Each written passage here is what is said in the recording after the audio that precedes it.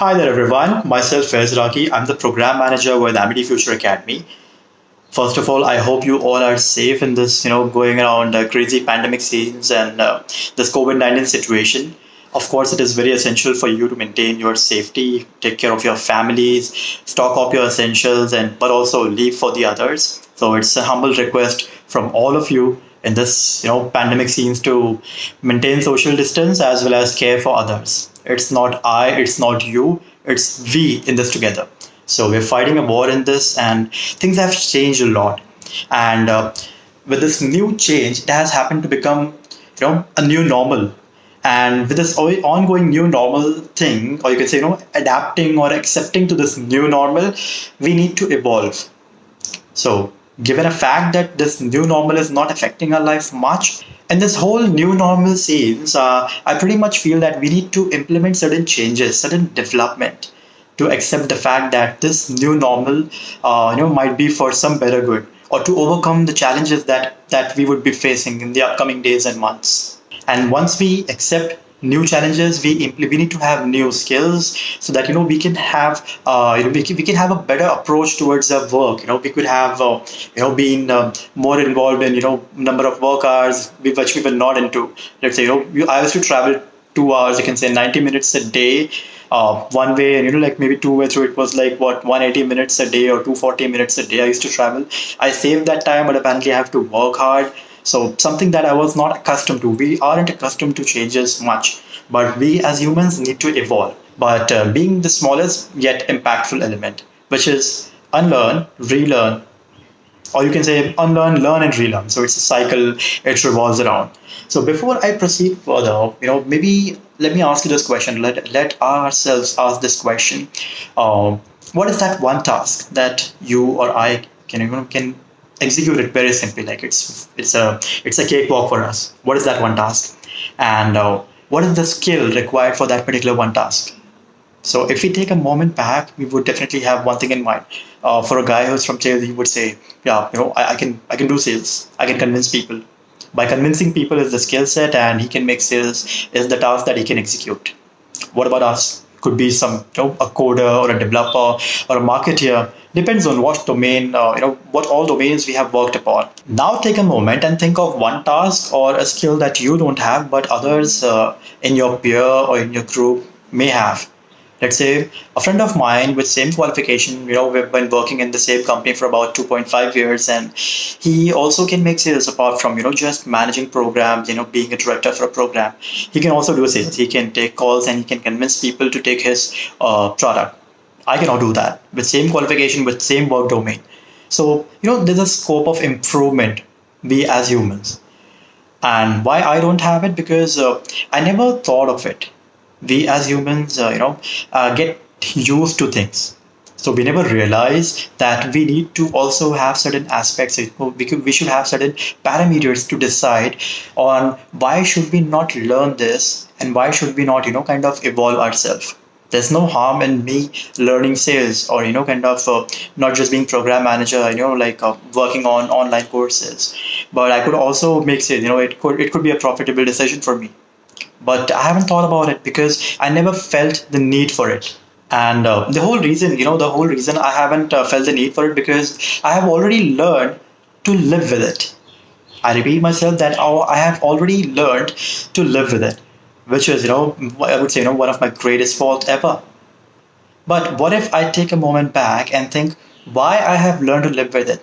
Was it my comfort zone, or was it something that I was not capable of? If I'm saying that I'm not capable of, did I analyze myself? No, not yet. Well, the moment I realize, or the moment I think that I have learned to live with it, is the moment wherein my personality trait gets affected, because I have accepted the fact and I have tried to move on. Moving on from situations, from situation A to situation B could be good, but that is subjected to the hardships, the struggle that you are going through. We need to have this apple to apple comparison done. So, what you have versus what others have, what you could have done, but you did not try, what you could do, but you never thought of, or what you are capable of, but you have never tried. Alvin Toffler once said, the most illiterate people of 21st century will not be the ones who cannot read and write. They're going to be the one who cannot learn, unlearn, and relearn stuff, which could be related to your education, it could be related to the skill set, it could be related to making decisions. Why unlearn, learn, and relearn is so important. If we understand the importance of learn, unlearn, and relearn, this particular segment, or you can say this will be another dimension of studies in our education system. But as it has been happening in our nation so far, that the smallest aspect, no matter how impactful, gets the biggest ignorance in our education society, and that's how. And so far we haven't been able to evolve from the education system the kind of we have in our society. So it is imperative for us to understand the importance of such aspect or such personality trait, that unless and until you unlearn from your comfort zone, you can unless and until you break the monotony, unless and until you attempt to travel from point A to point B, you're not progressing further, or you're not going ahead in life. Being at one place in your comfort zone would just make you cocoon, or nothing else apart from that. We as humans in general, have this thing of passion towards learning, but this passion fades away with time due to certain factors. It could be economic, socio-economic factors, could be your family reasons, etc. So let's say, for example, the pressure built, in school of competing with others. The pressure is not implemented in the right way. If we understand the importance of learning and implementing things rather than comparing ourselves with others on scale of number, well, numbers aren't the one who's supposed to decide, or the principals and teachers aren't supposed to decide whether this particular guy or this particular student can excel in this career, unless and until they have thought on it. A psychometric assessment has been done. We cannot come up to making decisions like that. But that's what have been happening so far in our in our education system. And the whole idea of relearning, I'm repeating, the whole idea of relearning gets tilted. So there's no point of unlearning now. You have to go on with what you have learned. When there is no idea of relearning, then there is no need for unlearn. Apparently, what's left with you is just learn and learn and learn, which results in what you have learned, you stick with it and you go on, you pass on the legacy. And when I say passing on the legacy, which means you are sending out the message to your friends, to your colleagues, to your children's, to whomsoever you are associated with. You have passed on the same information, that once you learn things, stick to it, stay where you are, be stable, do not move. Try to benefit from that situation, try to benefit from that learning, and don't do anything else apart from that, actually, which doesn't take you further. They may think, that it's the safest thing to do. Ultimately, it affects their personality trait, and this should not go on. Why haven't they been thinking? Why is there no forum? Why is there no questions, or why there is no confrontation to them? We don't talk about it here because it's India, or more or less, the society has been backed by such mentality that you don't talk about taking a step back, which is considered, as a what you call it, as a, you may consider this, as a lack of confidence. If you step back for a moment and then you try to make a jump, people won't care about taking a jump or a leap. All they would care about is that, oh, Faiz took a step back, probably he's not confident on this task. Well, this is not the case. Well, I think pretty much you need to force lift the challenge, which you have not thought about it yet. You need to think about the aspect that might take you ahead further, and at what point of time will you be able to take this further. It could be your job, it could be your studies, it could be your family. Making decisions and making timely and educated decisions is one of the important factor that can take this forward. They do their best, actually, like people who think about taking decisions and going against the current, against the flow. So it's there's a saying that only dead fish goes with the flow. So you have to be the fish who is not dead, and you go against the flow. You go against the current and you make a decision. Then you realize that okay, this is what I know and this is what I don't know. What I don't know is the question, why do I don't know, and why should I not be thinking about it? if you have the answers to these, you can proceed further, which may not be referring to taking you up to a next level. It will help you in the long run. It will prioritize your life decision. It will create a roadmap for you. So maybe creating a hypothesis of your life. Actually, the world that we live in today, one of the most uh, that is one of the relentless change that we have experienced so far. And the only factor or the important skill that people think, why we are talking about this unlearning things, because it may be skills which will be formally productive, and activities such as could be new learning things, or it could be new relearning that could take place. It's all part of evolution. So you need to evolve from the version that you were yesterday and to the version that you will be tomorrow. So maybe I can explain this with the help of a very basic example of life. Consider a kid of maybe like 4 months, 5 months old, and he or she they progress from learning to balance themselves and trying to sit back with support, and then they tend to kind of lean forward, move, and start being being toddlers and walking on knees and hand with like technically four legs. And then you happen to turn up with walking on two legs, and you stabilize yourself. So there's a process of learning, and then leaving that learning to move forward for the next stage, which is stabilizing yourself and attempting to stabilize yourself and stand up. And then the kid learns to attempts to walk. Once they start walking and then apparently running, they never go on 4 feet, like they never go on knees and they walk. Neither as humans we do. So it might be some fun though.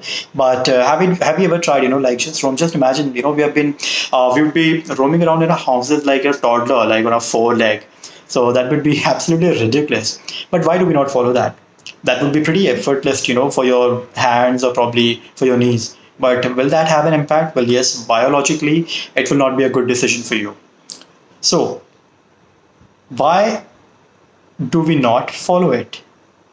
I'm talking about the process of relearning in a real aspect. When we have already, learn and read, we have already applied this whole learning, unlearning, and relearning process, as kid. We tend to why we have been made to choose pen over pencils, because that's a point wherein you learn that if you make mistakes, you won't get an eraser. You won't get an opportunity to rewrite that again. And if you rewrite that, you have to strike it off, and that particular content looks very poor. And somehow I feel that there's also it's sort of true in academics, because new knowledge is being generated, and it's sort of breathtaking pace, and old syllables and getting outdated, and it's getting very quick these days. But who's the one who's getting most benefit out of here? Is that the student who's learning it, or is that the organization, or is that the institution?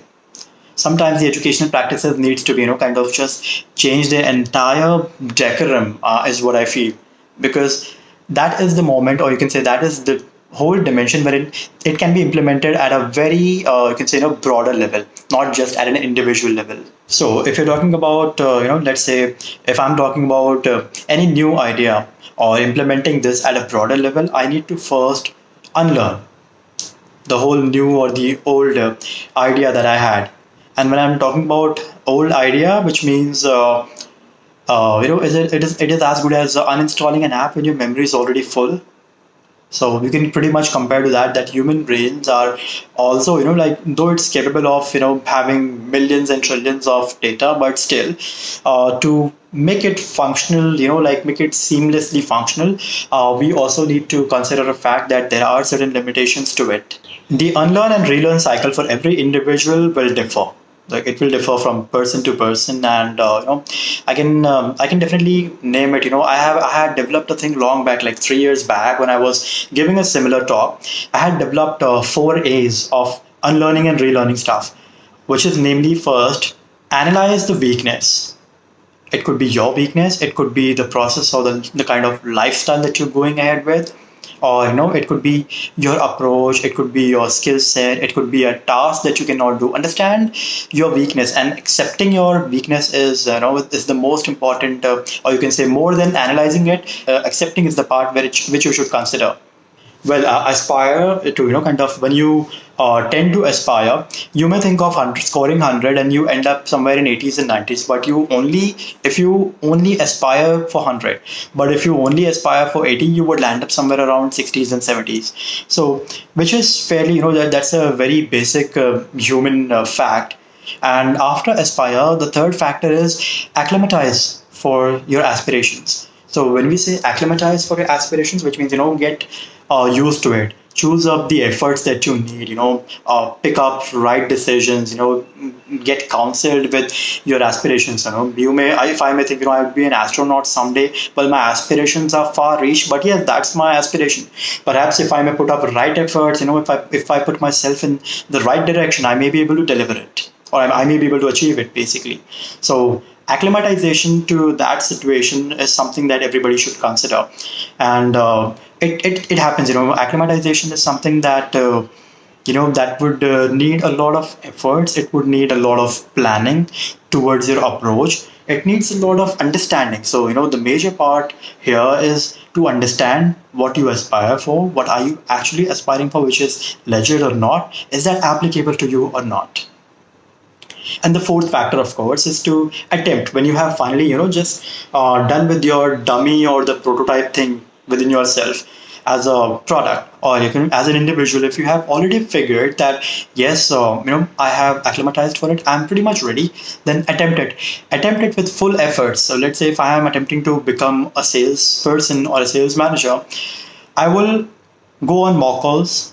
I will do some, dummy calls with my friends. Say, hi, I'm planning to sell you this product, and this is what my pitch is, etc. So once you've acclimatized, you go with an attempt with full efforts. Do not leave any, any of your, you can say, chances, or wherein you can stand out of the crowd. And then finally, achieve the success with struggle. So if you are putting up your efforts, if you have, you can say, what you got as, if you have analyzed well, if you have aspire, if you have acclimatized for your aspirations, if you have attempted your acclimatized plan, if you are achieving it, then make sure that your achieve is worth with the struggle. Unless and until you struggle in your achievements, consider that you were never out of your comfort zone. If you get your success, just with a click. So it shouldn't be the case that you are getting success, you are getting victorious right with a click. It should always not, it could be a case, sometimes, once in a blue moon sort of. But when you are unlearning, and, when you're trying to redevelop and relearn stuff, then struggle is must. If you don't see struggle in learning, or you can say, relearning stuff, then please, keep this in mind, that you never learned something. It was always there. You was always capable of doing it. It was probably just a mental blockage, and you did not achieve it with struggle. So make sure that your achievements and your successes comes up with struggle.